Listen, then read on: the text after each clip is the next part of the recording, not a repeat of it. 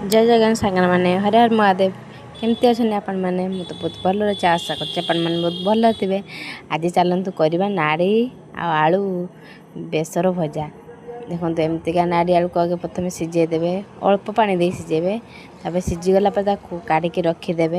रखी सारापर गोटे पिज को मुझे गोटे पिज गोटे काटिकी पकईदेली तेल गरम हो सारापर तेल पकईदे सोरिष मसला को पकईकी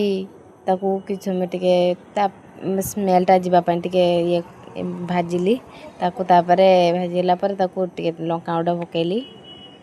तापर हल्दी गुंड पकई कि समय भाजी सारा पर नाड़ी आलू आम जो सीझेक रखिलु पकईकी भाजिलु